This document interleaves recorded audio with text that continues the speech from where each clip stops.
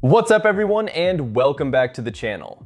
If we're talking about the absolute hottest desktop charging gear this year, this Anker Prime wireless charging station is definitely part of the conversation.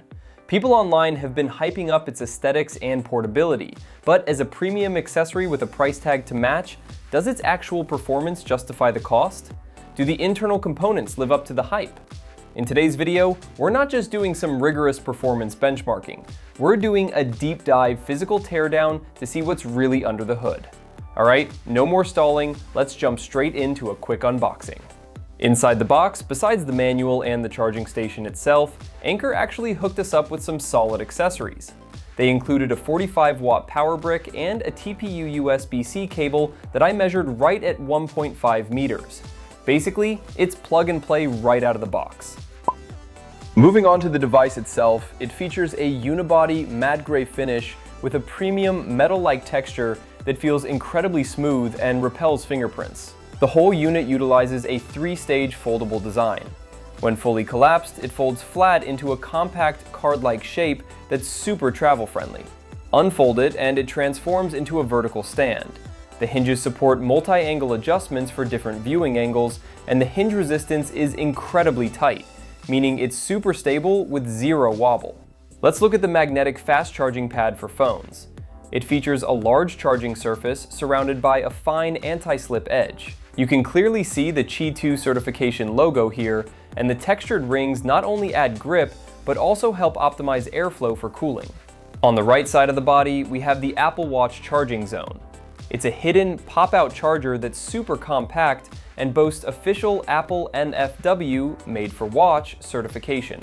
When you aren't using it, it folds right back into the chassis seamlessly. Then we have the wireless charging zone for your earbuds. This is a lay-flat base design, also coated in that matte anti-slip material with a subtle wireless charging icon.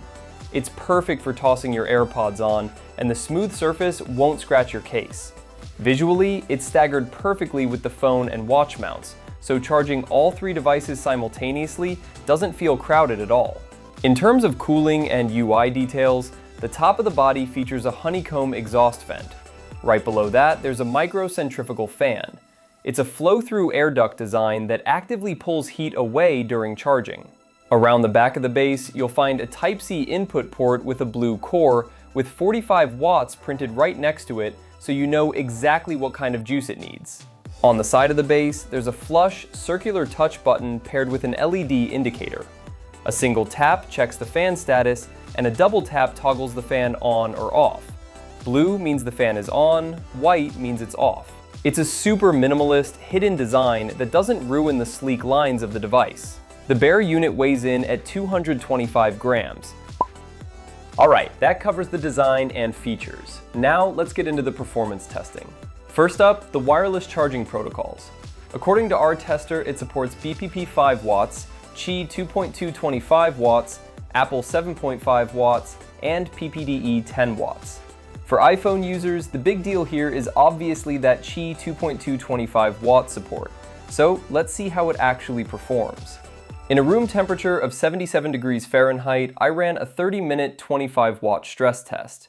The Anker Prime wireless charging station handled it like a champ, with absolutely zero thermal throttling. That is genuinely impressive. Looking at the thermal imaging, the magnetic phone zone hit 104 degrees Fahrenheit, and the back hit 95 degrees Fahrenheit. The earbud zone was at 96.8 degrees Fahrenheit, but the underside hit 105.8 degrees Fahrenheit. This tells us that the main PCB is likely housed right under the earbud pad, making it the primary heat source. As for actual charging speeds, I set up a comparison using the Anker 621, the MagGo 10K, and this new Anker Prime wireless charging station. The 621 outputs Apple's 7.5 watts, the MagGo 10K outputs Qi 15 watts, and the Anker Prime pushes Qi 25 watts. Using an iPhone 17 Pro starting at 9% battery in an 80.6 degrees Fahrenheit room, I logged the battery levels at 10, 20, and 30 minutes.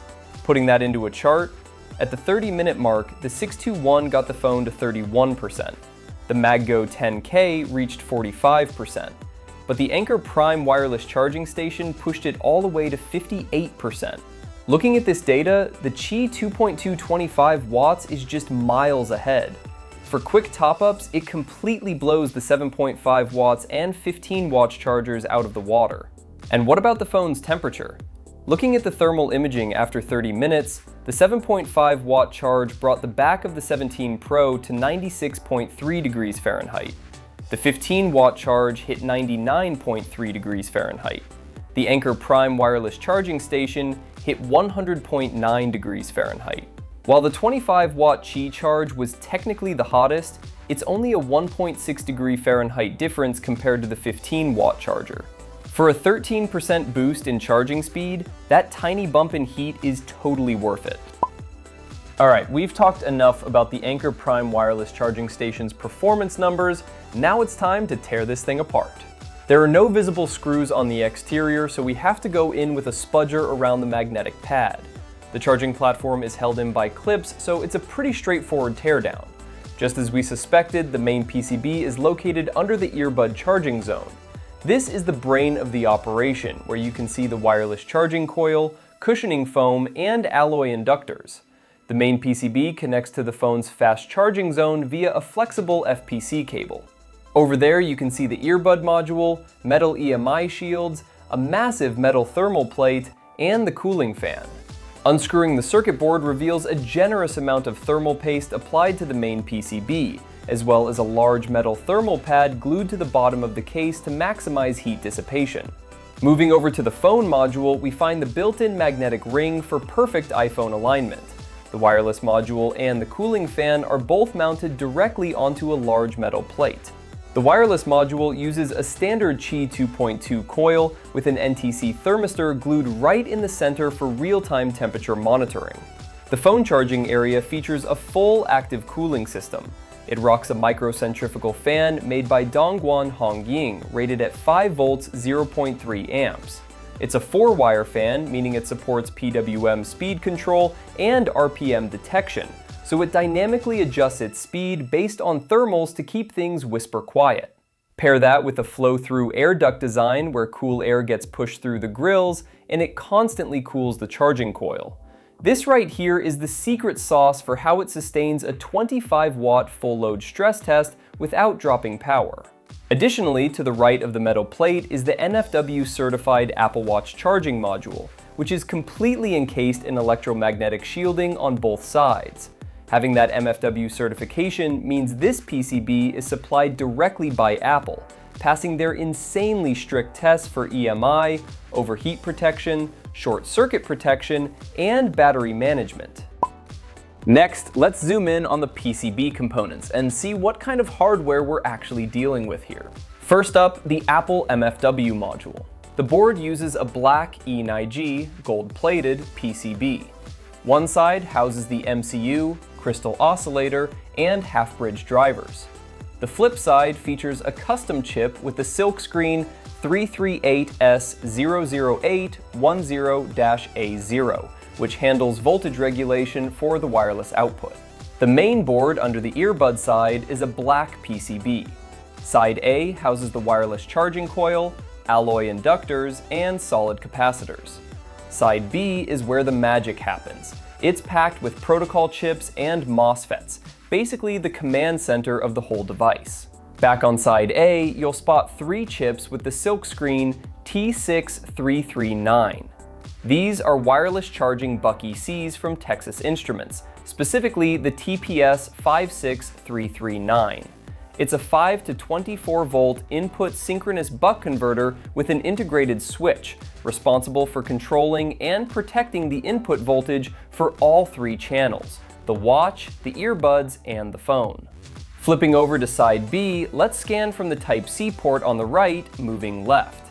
At the top, we have a chip silkscreened 51BP, which is a single-channel capacitive touch controller from Seok. Next to it is a CJAB55P03A from Changjing Electronics. That's your input protection MOSFET. Below that is a larger chip from Southchip, silkscreen SC8724QFER, a 4-switch synchronous buck boost converter. This ensures high efficiency and stable voltage regulation regardless of the output voltage. In the center of the board is an MCU from Xiaohua Semiconductor, silkscreen F420FAUB. This handles the logic for the entire station, stuff like thermal management, safety protocols, and button interactions. Below it are two LDO linear regulators, silkscreen 8D-LPB/8D-PPB, that supply power to the MCU. In the bottom left corner, we have the CPS8610 from CVSMicro. This is a wireless authentication chip supporting the latest Qi security protocols. Right above that are three S1008 resonant capacitor switching MOSFETs. By switching capacitors across different gears, it allows the phone, watch, and earbud channels to operate at their optimal resonant frequencies at their rated powers, which reduces heat and boosts energy conversion efficiency. Next to that is the CPS1010, also from CVSMicro. This is a dedicated Qi authentication chip, likely routed for the Apple Watch. In the top left corner, there's another highly efficient magnetic induction wireless power transmitter IC from CVSMicro. It supports 15-watt fast charging, handles a 3.3 volts to 14 volts input range, and is compatible with ASK communication. My guess is this chip primarily handles the protocol handshaking for the earbuds. To quickly summarize the board's components, for the tech nerds out there, you probably get the picture. Not only did they use premium silicon from the legendary American semiconductor giant Texas Instruments for the core Bucky Cs, but brands like Southchip and CVSMicro are also the hidden giants supplying the biggest tech brands in the world, including official accessories for major Western brands. Basically, Anker stuffed top-tier flagship-level silicon into this thing, giving each zone independent power. The build quality here is undeniably premium. They definitely didn't cut any corners. Alright, after all that rigorous testing and tearing it down to the bare metal, it's time for the final verdict. As part of Anker's high-end Prime lineup, the strengths of this Anker Prime wireless charging station are crystal clear. A beautiful, travel-friendly, foldable design, and the dual official certifications of Qi 2.2 and Apple MFW. On an engineering level, the 25-watt full-speed charging paired with a proper active cooling system, plus the suite of top-tier silicon we just looked at, means you get sustained fast charging without thermal throttling. Multiple devices charge perfectly without interfering with one another.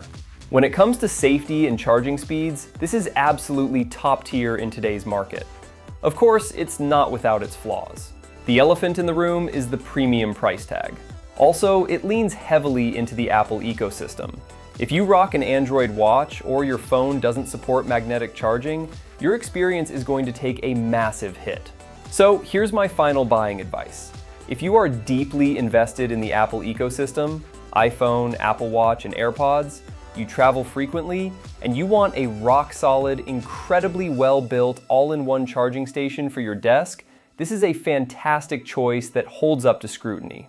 Thanks so much for watching. If you found this teardown and review helpful, please smash that like button and subscribe to the channel to show your support.